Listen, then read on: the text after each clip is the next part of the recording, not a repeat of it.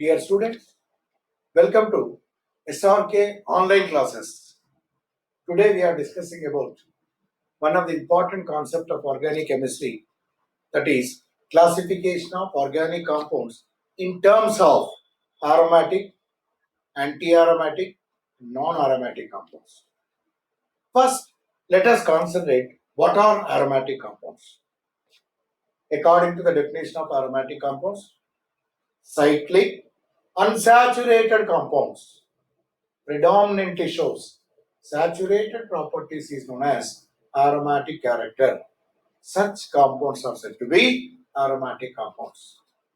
The meaning of that one is, though they are unsaturated compound, still shows the properties of saturated compounds. That abnormal behavior is called as aromatic character. As we know that unsaturated compounds in general undergoes addition reactions, whereas saturated compounds undergoes substitution reactions.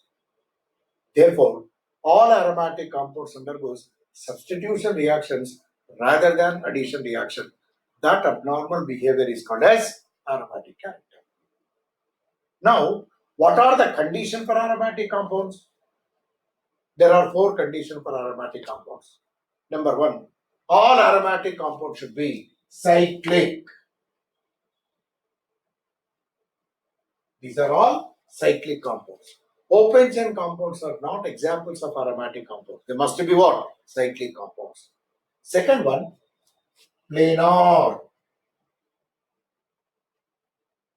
What is planarity? All the carbons which are present in the cyclic structure should present in one plane. Is called as a planarity. In general, planarity is possible with sp2 carbon atoms. In sp2 carbon, if all the carbons are sp2, that molecule have planarity. Third important thing is delocalization of pi electrons. Whatever the pi bond electrons which are present in the cyclic structure should be delocalized. The delocalization of pi electrons is possible when a cyclic compound is having alternative double and single bonds. Therefore, I am writing the third one, delocalization. Delocalization of pi electrons, which is possible when a compound is having double and single bonds alternatively, or double bond with a positive charge, double bond with a negative charge is possible. The delocalization is possible. Now, the fourth condition is they should obey Huckel's rule. What is the Huckel's rule? According to the Huckel's rule, number of pi electrons in a cyclic compound must be equals to 4n plus 2. Therefore, Huckel's rule. According to this one, number of pi electrons is equal to 4n plus 2 pi electrons. N can be an integer which can have the values like 0, 1, 2, 3. If n is equal to 0, number of pi electrons must be 2. If n is equal to 1, 6 pi electrons. If n is equal to 2, 10 pi electrons. If n is equal to 3, 14 pi electrons. If any compound satisfy all the 4 conditions, that compound is said to be aromatic compound. Simplest example I am writing, benzene. Cyclic compound, planar molecule, because all the carbons are sp2 only. You take any carbon that undergoes sp2. Because of this one, it is a planar molecule. Delocalization of pi electrons. See, double bond, single bond, double bond, single bond, double bond, single bond. Alternative double and single bonds are present. Therefore, delocalization of pi electrons is possible. N is equal to 1. Number of pi electrons must be equal to 6. 2, 4, 6. 6 pi electrons are there. It satisfies all the 4 conditions. Therefore, it is said to be aromatic compound. Benzene is the simplest or the first example for aromatic compound. Similarly, if you look at for anti-aromatic compound, almost identical conditions are observed except the fourth one.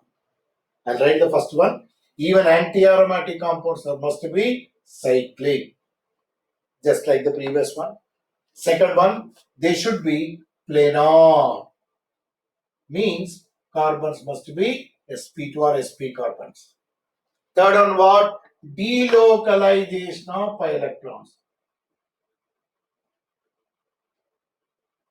Of pi electrons. Fourth one is important one.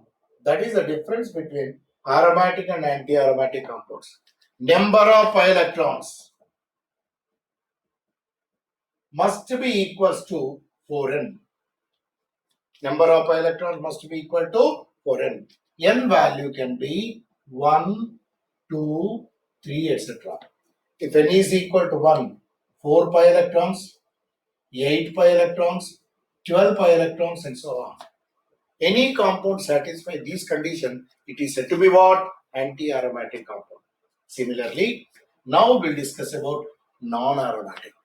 It is very simple. If a compound is not aromatic or anti-aromatic, it must be what? Non-aromatic compound. Means, here the condition can be, it is cyclic or Opentian compound. Second one, planarity or non-planarity. Third one, delocalization of pi electrons is not possible because it is non-planar compound. Normally, non-aromatic compound should be non-planar, where delocalization of pi electrons is not possible. But there are few examples where delocalization of pi electrons is possible, but due to non-planarity, they becomes non-aromatic. One or two examples are there. Now the third one, number of pi electrons can be anything. Either it can be 4n or 4n plus 2. All possibilities are there. Such compounds are said to be non-aromatic compound. Like I can write non-aromatic compound. All these are examples of non-aromatic. They do not obey these first two conditions, therefore they are said to be what? Non-aromatic compounds. Right? So that's about the basic idea about aromatic, anti-aromatic, non-aromatic compounds. And we can also discuss these aromatic compounds can be further divided into three types. One, benzenides, means which contains benzene nucleus. Second one, non-benzenides, means which are not having the benzene nucleus. Third one is heterocyclic aromatic compounds. There is a further classification of aromatic compounds. Here we are not concentrating the further classification of aromatic compounds. We are concentrating aromatic, anti-aromatic and non-aromatic compounds. That's about the basic idea. Now we'll discuss about the application part in the next video. If you like the definition or the basic idea of aromatic and non-aromatic, kindly promote it. Thank you.